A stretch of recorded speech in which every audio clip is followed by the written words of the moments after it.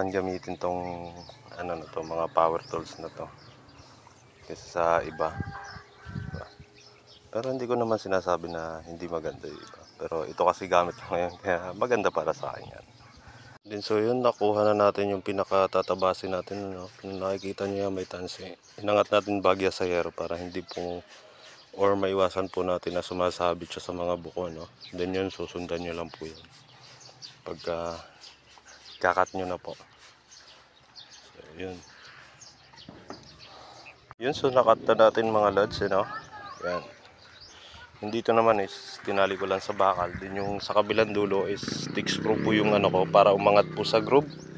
Umangat sa mga pamakuan yung ano niya, yung tanse para madaling sundan. Mahirap kasi pagka nakasayad kasi minsan sumasabit or ano. Kailangan mo pang pipitikin yung tanse para tumuwid uli. So, yun din, popol screw naman ako nito after ng ano. Popol screw natin lahat ng nasa pinakadulo. Then pwede rin tong sa pangalawa, popol screw din saka na mag-alternate. Then sunod naman ay popol screw yung pinakapuno ng firewall. Yung pinaka nakadikit sa pader. Kasi dapat naka-pole screw din ho yun.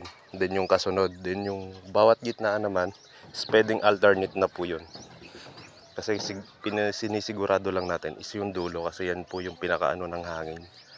Bagay yung pinaka malapit sa gutter, ganun. So yun. So yun, na-pole screw na natin, no? Nasa laylayan tayo ngayon, yung pinaka pag-anuhan ng gutter. Since wala namang gutter to kasi mag-ano tayo ng biga dyan. Giga din, hollow blocks. Yun yung pinakasanggaan ng tubig din. Yung gutter is nasa loob. Parang style firewall pa rin siya pero sa bakod niya dinala yung ano, naka-stopper niya ng tubig and hangin. Then also yung sunog.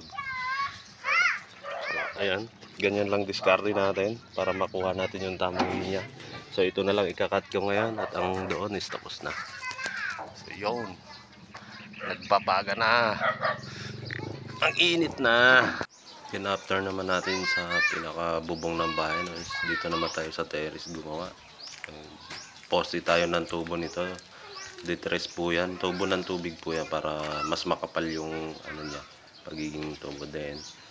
Yung raptor po natin is 2x3 na tubular. Then yung pamakuan is 2x2 na tubular. Yun, isang araw lang po natin ginawa yan, pati ibang kasi natin. Sa likod naman, gumawa tayo ng gate, kinabit na rin natin. Then gumawa rin tayo ng hamba, na kasama na yung pinaka-grill sa taas. Tubular po yun.